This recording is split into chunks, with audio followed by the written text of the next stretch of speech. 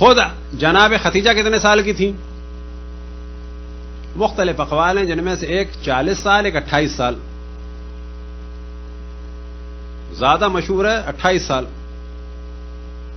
40 سال والا جو قول ہے وہ جناب خدیجہ کی حیثیت کو ذرا سا کم کرنے کے لیے، لیکن اس کا بھی جواب ہے کہ اچھی بیوی کی علامت کیا ہے؟ دنیاوی اعتبار سے یا دینی اعتبار سے کچھ بھی ہو سکتی ہے۔ یا ہم چانس دیں دینداروں کو، یا چانس دیں دنیا داروں کو، تم بھی بتاؤ۔ اگر اچھی بیوی کی علامت ہے ایمان لانا، تو بلا شک سب سے پہلے اشرف الانبیاء پہ ایمان کون لائیں؟ جناب حضرت خدیجہ صلوات اللہ وسلم علیہ۔ سب سے پہلے ایمان کون لائیں؟ جناب خدیجہ سلام اللہ علیہ۔ البتہ ایک چیز کو ہم کلیئر کر دیں، جب کہا جاتا ہے کہ مولا امیر المومنین سب سے پہلے ایمان لائے، حضرت خدیجہ سلام اللہ علیہ پہلے ایمان لائیں، تو عام طور پہ ہمارے یہاں مومنین ہی پریشان ہوتے ہیں، کیا وہ پہلے کافر تھے؟ نا، ایمان واقعا پہلے سب سے پہلے وہ لائے، لیکن کافر بھی نہیں تھے۔ ایمان لانے سے کیا مراد ہے؟ پہلے وہ دین حنیف پہ تھیں، پہلے مولا امیر المومنین دین حنیف پہ یعنی دین ابراہیمی پہ تھے، کہ جس میں یہ پوری شریعت تھی، لیکن جس وقت اشرف الانبیاء نے اعلان کیا کہ میں اللہ کا نبی ہوں، ان کے اس اعلان کو فوراً ماننا یعنی ایمان لانا، یہ ایمان لانے کے بعد بس یہ جو کہا جائے کہ مولا امیر المومنین ایمان لائے، تو فوراً بعض مومنین بھی کہتے ہیں کہ وہ پہلے بے ایمان تھے نا، پہلے بے ایمان نہیں تھے معاذ اللہ، پہلے وہ معاذ اللہ کافر نہیں تھے نا، پہلے دین حنیف پہ تھے، جناب ابراہیم کی شریعت پہ تھے، جو رسول اللہ جس دین پہ تھے اسی پہ تھے، جو اشرف الانبیاء کا عقیدہ تھا وہی مولا امیر المومنین کا جناب خدیجہ سلام اللہ علیہ کا عقیدہ تھا۔ ایمان لانے سے کیا مراد ہے؟ آپ کو اللہ کی جانب سے حکم ہوا، پہلے حکم کیا تھا؟ اخلاق کے ذریعے سے، عمل کے ذریعے سے، عبادات کے ذریعے سے پیغام، اب یہ حکم ہوا کہ واضح کہو کہ میں اللہ کا نبی ہوں، اور ذمہ داری ہے لوگوں کی کہ وہ اقرار کریں کہ ہاں ہم نے مانا، اس چیز کا نام تھا ایمان لانا۔ تو ایمان لانے والے بعض کافر مشرک بت پرست تھے، وہ کافر تھے، اور بعض ایمان لانے والے کون تھے؟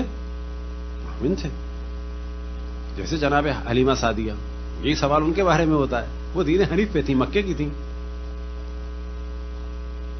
یہی حال حضرت ابو طالب کا تھا، یہی حال مولا امیر المومنین کا تھا، یہی کیفیت جناب خدیجہ سلام اللہ علیہ کی تھی۔ تو سب سے پہلے کس نے تصدیق کی؟ مولا رسول اللہ صلی اللہ علیہ وآلہ وسلم کی جناب خدیجہ نے۔ اگر ایمان معیار ہے تو جناب خدیجہ، دوسرے کا کیوں مقایسہ کیا جاتا ہے؟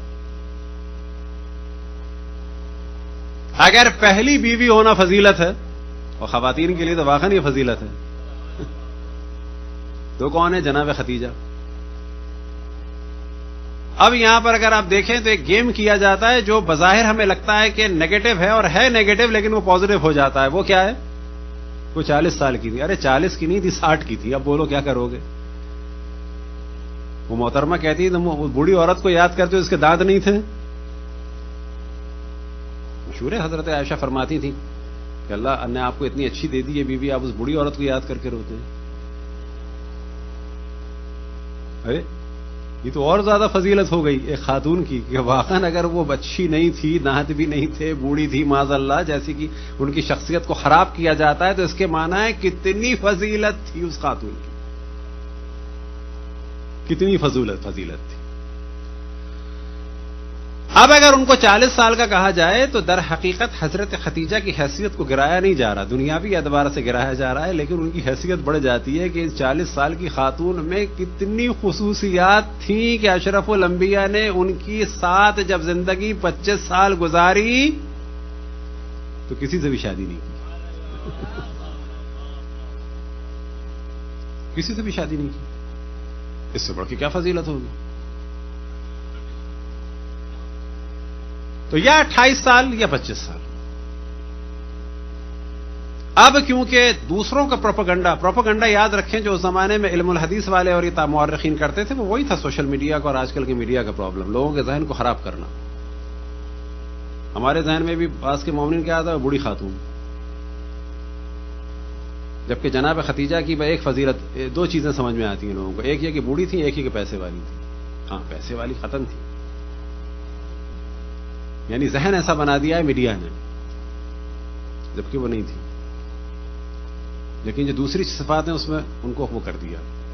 مال دولت کی صفت تو اللہ کا شکر ہے کہ وہ چھپا نہیں پائے، لیکن آپ کو تعجب ہوگا علمی اعتبار سے، اخلاقی اعتبار سے وہ اس زمانے کے قریش میں برترین خواتین میں سے تھی. اور ایک خصوصیت ان میں تھی کہ وہ اپنے زمانے میں حسن و جمال میں بھی عرب کی خواتین سے بہت آگے تھی. حضرت خدیجہ سلام اللہ علیہ کی فضیلت تھی، حسن و جمال میں بہت آگے تھی. اور جو ہمارے یہاں روایات ہیں ان کے حساب سے ایک موضوع یہ ہے کہ کیونکہ ان کے چچا زاد بھائی ورقہ ابن نوفل عیسائی ہو گئے تھے اور عیسائی اور یہودیوں کی کتابوں سے آشنا تھے،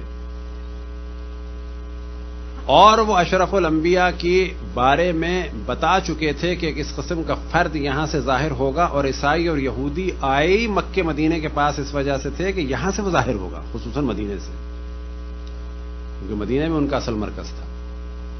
اب گو کہ وہ بعد میں مخالف ہو گئے.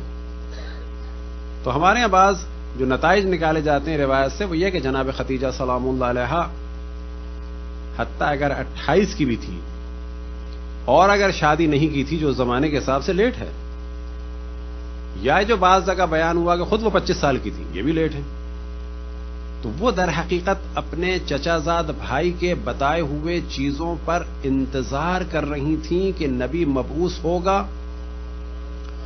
اور ورقہ ابن نوفل بتا چکے تھے کہ وہ ایک قریش کی مالدار اور ان صفات کی خاتون سے شادی کرے گا. لہذا بعض جگہ نتیجہ نکالا جاتا ہے کہ جناب خدیجہ سلام اللہ علیہا انتظار فرما رہی تھیں اشرف الانبیاء حضرت محمد مصطفیٰ صلی اللہ علیہ وآلہ وسلم کی بعثت کا.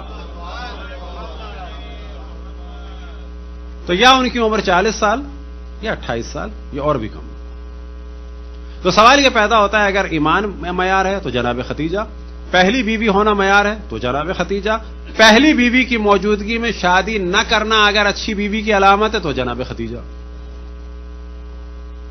اگر مال کو لٹا دینا علامت ہے تو جناب خدیجہ، اور اگر بچہ ہونا بیوی اچھی بیوی کی علامت ہے تو جناب خدیجہ.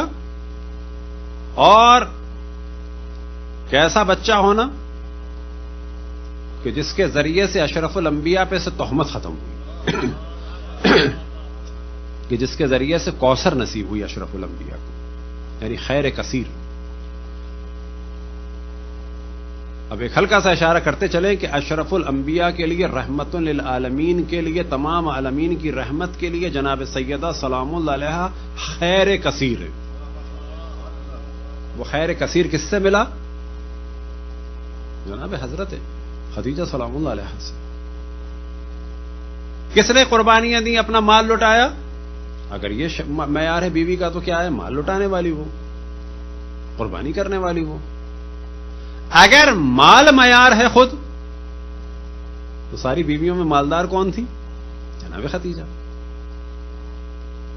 پڑھائی لکھائی معیار ہے تو زیادہ باشعور کون تھی؟ جناب خدیجہ.